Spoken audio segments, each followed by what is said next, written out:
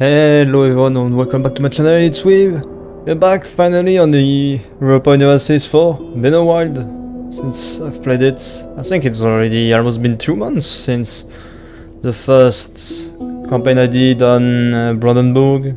And as I said at the end of the campaign, this game it comes and goes. It's not a game I'm particularly fond of, even though I have a lot of hours on it. It's just a game I often play a lot during certain period and a lot less during other period.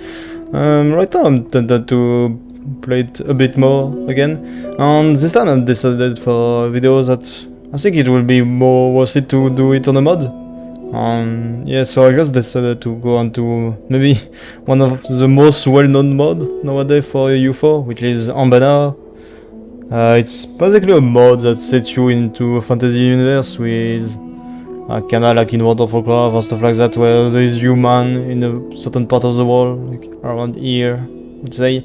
There is like Green Tide with orcs and stuff like that. There is Troll, I believe, in here, stuff like that, I don't know.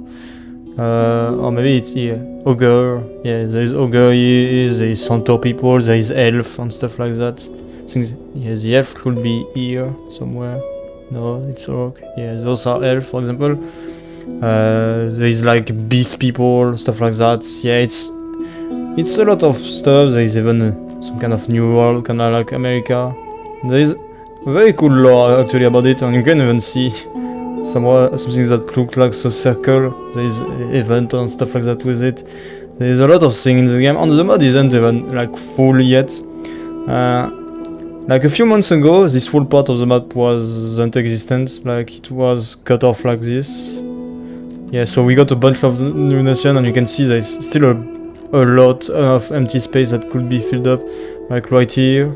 I don't know, is it filled up or is it... Where is the way to say... Okay, no, it's filled up, it's just that it's uncolonized. But like a way to see if it's unfilled. Yeah, you can see, when the name is like a generic name like that. It's something that they haven't done yet. And yeah, there isn't even any province, it just... yeah, it's... Okay, there is one province in that whole thing. Yeah, just... abandoned. Because, yeah, I think release... I don't know how long it will take for the full mod to be released, probably a while. Seeing how long it took them to do that. I don't know on which... If they have a law they base themselves on, like a book or stuff like that. I just know there is like... a wiki or stuff like that, but I don't know if they just invent stuff or if they truly follow an idea from a book or stuff like that. There's probably inspiration for some other stuff. But yeah, so it's not my first time I've played this mod. I've played it already multiple times with different nations that seem pretty cool. I've played it with Lawrence, which is kind of the France of the mod. I replayed as the Red Scale Dragon people, pretty much. Was pretty fun. I've played as Yam. Oh yeah, just weird way to read it in sideways, but yeah, very cool. You can form some kind of sun emperor or something like that. That was really fun. I've played as dwarfs here. Yeah, there is also a lot of things to do with the dwarf, like conquering the whole tunnel. Like you can see there is what are they called?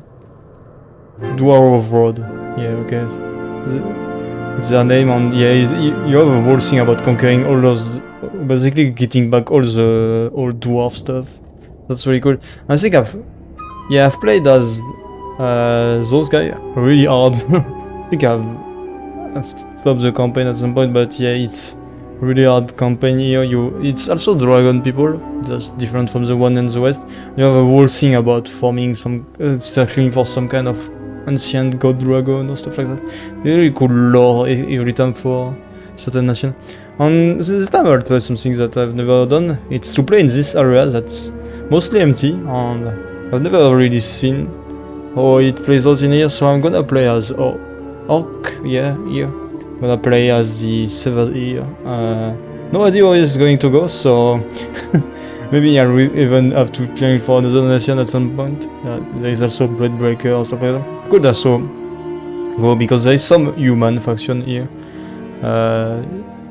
But yeah, we'll see how it goes. So let's start right away. Oh yeah, and also a very cool thing that this game has compared to normal EU4 is that yeah, you can choose to make the AI, some random AI, to be like really aggressive and to basically turn them into endgame opponent or stuff like that. Like I've played which I think it was my low rank game where I played with this, and like there was really huge stuff that I was facing. Like it felt like I was in multiplayer and there was only player left on the map with huge country. But yeah, so this time I'll just only play with Let Them Come. But before that, remember to be like the video and to smash the like and subscribe button. And here we are, already a few months into the game. I started my first war already against some human faction that was right next to my border, so I was able to declare war on them, siege them really quickly and get done with their ally, you can see. So yeah, you can already see it on the sprites of the units. You can see this mod is really involved into everything. We have a special soldier looking like orc, real orc, with green skin and stuff like that. And there is a lot of that in the game.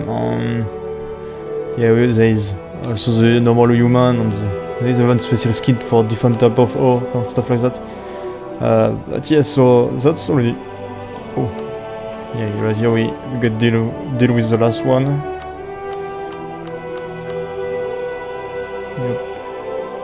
Quick piece, and then I'm going to hit the first faction already up right here. So yeah, I'm playing at the server.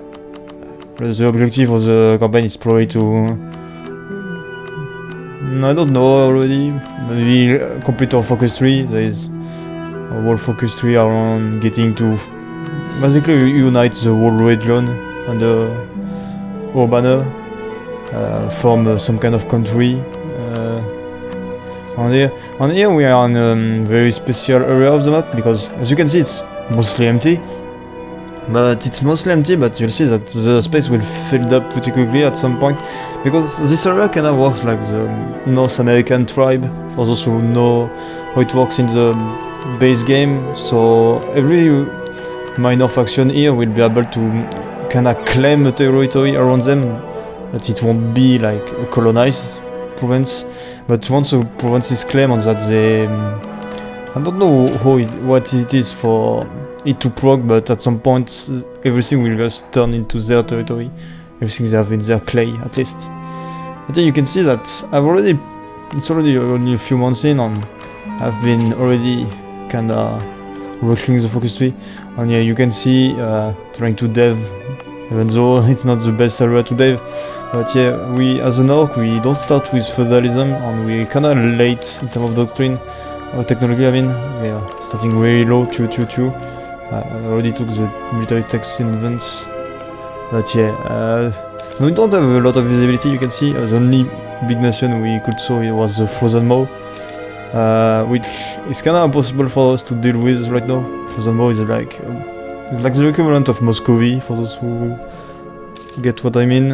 It's a country, because right here the area of the world we kinda is kinda like Eastern Europe or stuff like that, if we were to make an equivalent. Top of us is Russia. We have the elf at the south, which I don't know what you would consider the elf to be. And at the bottom of the elf there is pretty much like the Middle East, with all the sun elf and stuff like that. Because there is different type of elf.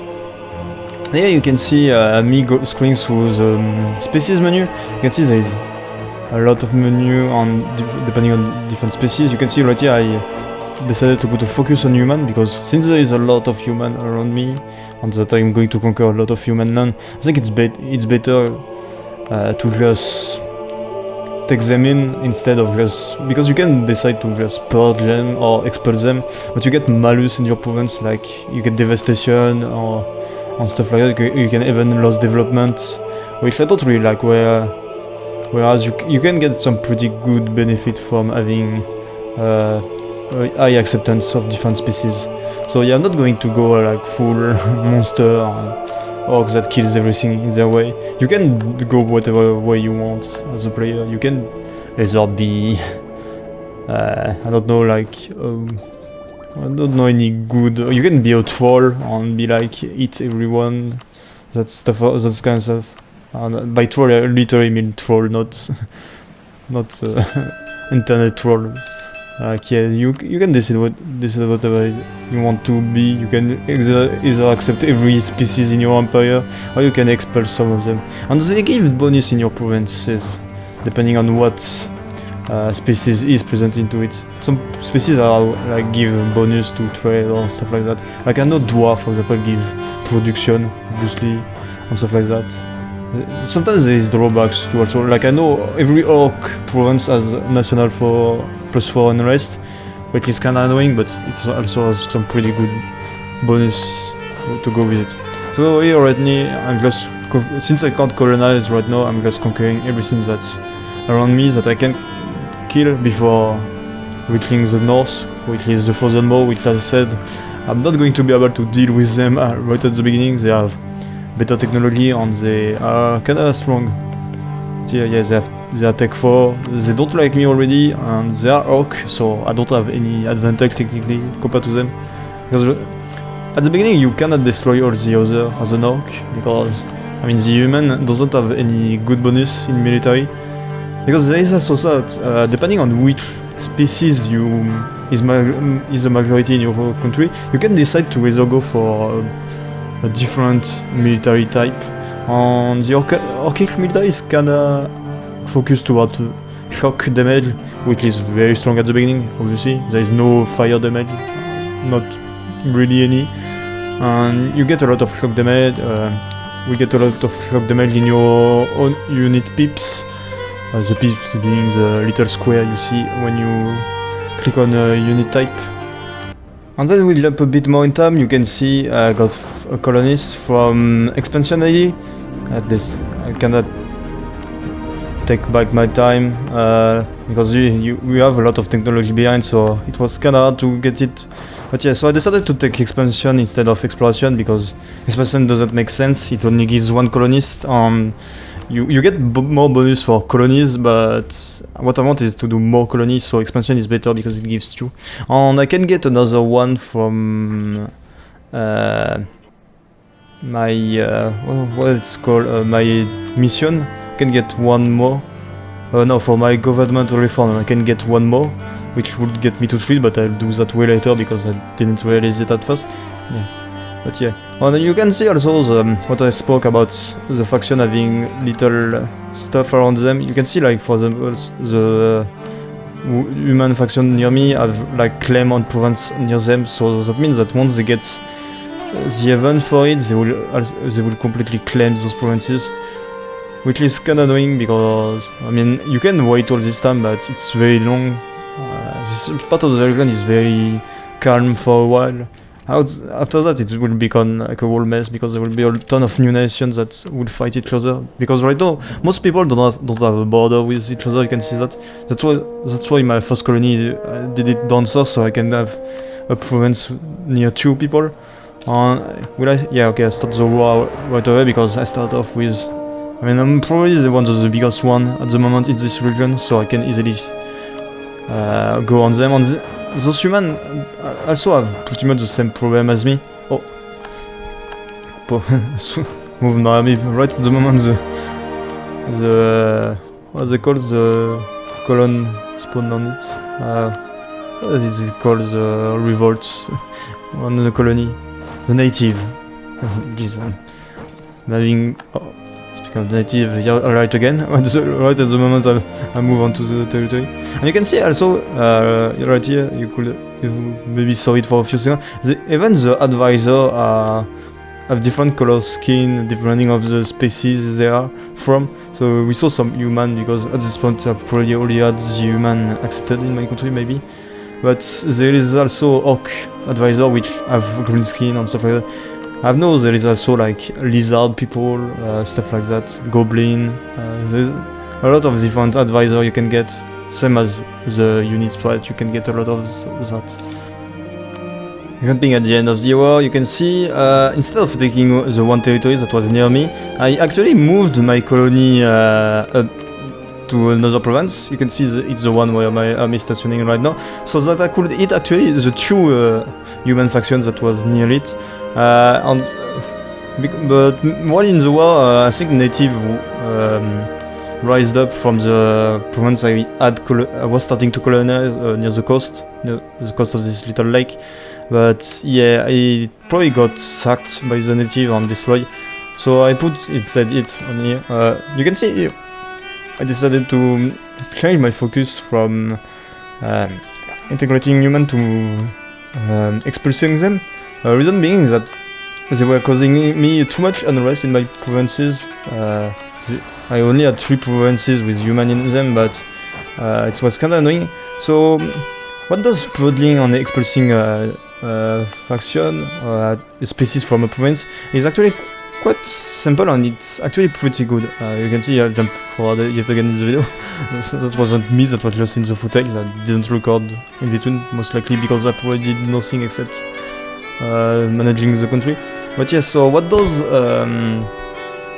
expulsing faction species does is that the faction will slowly, you get events that will reduce the size of the population in the province, which will give you about 10 devastation every time, which isn't a lot, but at some point when you don't have a lot of these species in your faction, your own species will take over, and then the culture as well as the religion and the province will switch automatically to yours, which is very interesting because technically if you do a gameplay where you purge or expulse every people from your nation, you don't have to convert any provinces, and you don't have to use any mercenaries to convert to your religion, so you'll have everything under your control. So it takes time, and the province will be like very devastated, especially if you purge. Purging pretty much destroy your province back to a 333 province with no dev, like, except if it's a really rich province, then it's going to stay pretty rich. But I think purging is probably the worst to do. At least expulsing doesn't. I think expulsing can still sometimes with bad events reduce your development, but usually it will just give a bit of devastation, which isn't the worst, but still like makes the province a lot longer for the province to become worse in terms of resources. But yeah, guys, outside of that, all I did in the rest of the episode was growing in my campaign. You can see that I even formed a country at the end of it, I won't try and pronounce this country ever. Yeah, so it's pretty much a Orcish country. You can see that next episode, things are going to get a little bit heated up. This episode was mostly an introduction episode, and we're gonna have a lot of more fun because you can see the nation around me started growing. I finally get a lot more provinces. But yeah, outside of that, that's at the end of this video. Those videos are way easier than the one I did previously on EU4 to do, because I just have to do voice on over some part of the video, and it's way easier for me to upload and to edit. So I'll probably have a lot of video coming on EU4 like that. But yeah, I hope this kind of format you guys like. It's different from the one I did on my first series on EU4. But yeah, hope you guys liked it, and we'll see each other for the next episode. Girl, I'm sold. We never took a night off, saw me cold.